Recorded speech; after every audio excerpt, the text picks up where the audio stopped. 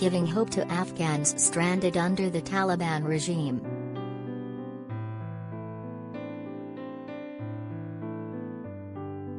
Speaking alongside Foreign Secretary Dominic Raab in Doha, Qatar's foreign minister said, "We are engaging with the Taliban to identify what are the gaps and the risks for having the airport back up and running."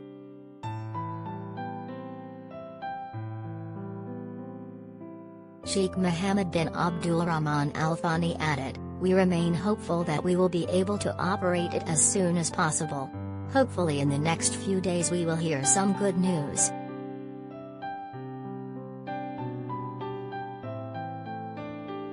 The diplomat said it would be a very strong statement if the Taliban could commit to freedom of movement for the people of Afghanistan.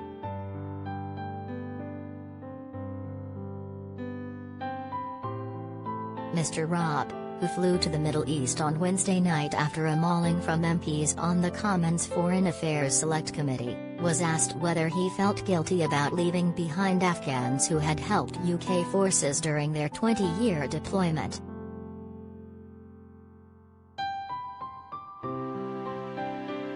He said, "I do think we feel a responsibility to make sure that the remaining British nationals and Afghan workers can come to the UK. That's why we watch with great interest what may be possible at Kabul airport."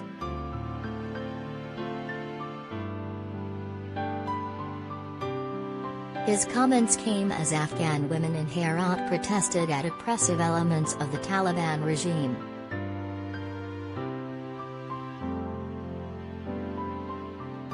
They reportedly told Taliban officials they would accept wearing all-encompassing burqas in return for their daughters being allowed to be educated.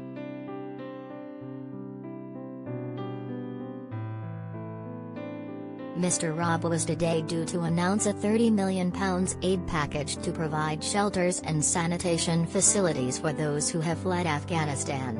He said, "It is vital that we help those fleeing Afghanistan and do not allow the crisis to undermine regional stability."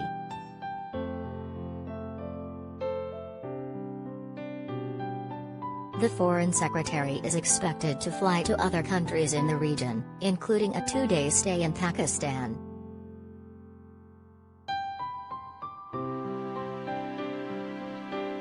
He said countries need to put a grouping together that can exert maximum, moderating influence on what the Taliban does next.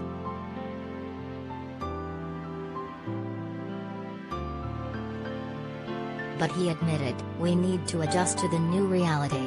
Mr. Raab faced anger over the government's handling of the crisis yesterday.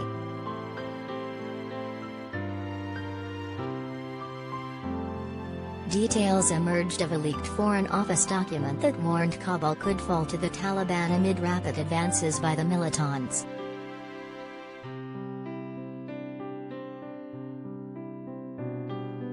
It warned of the UK's counter-terrorism capability being reduced, and predicted enabling the flow of narcotics and illegal migration.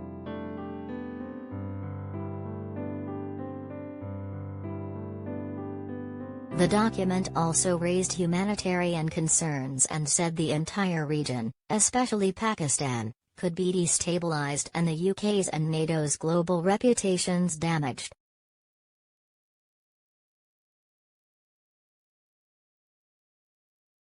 A former NATO Secretary-General and UK Defence Minister was heavily critical of the Afghan pullout.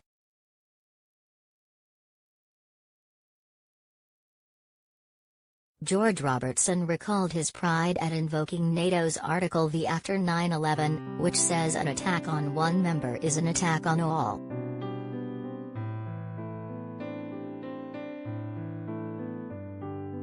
But the peer added, "My sense of pride is being replaced by shame, by dismay and with a lot of sadness."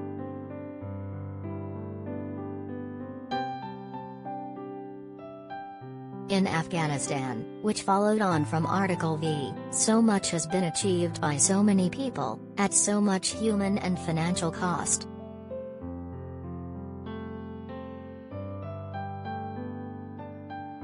But all of that, I fear, is now being placed in jeopardy by what can only be described as a hasty, Grassly handled, surrender to the very people that we defeated 20 years ago.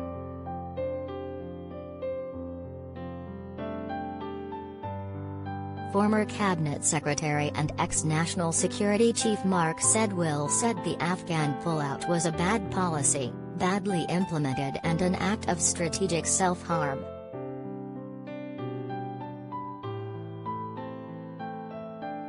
He warned of a really significant refugee flow out of Afghanistan.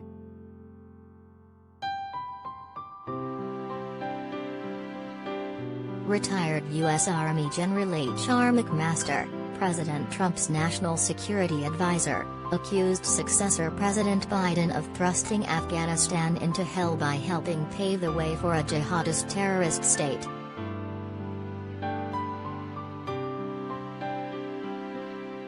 At the Maryville Barracks in Colchester, Essex, yesterday Boris Johnson seemed unable to say how many people Britain might have left behind in Kabul. But the PM told troops they should.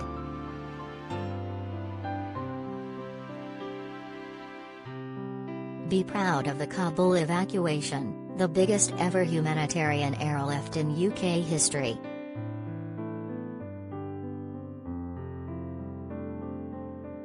He added of the Taliban, they have got to understand that if they want engagement with the West, then the first priority for us is safe passage for those who want to leave.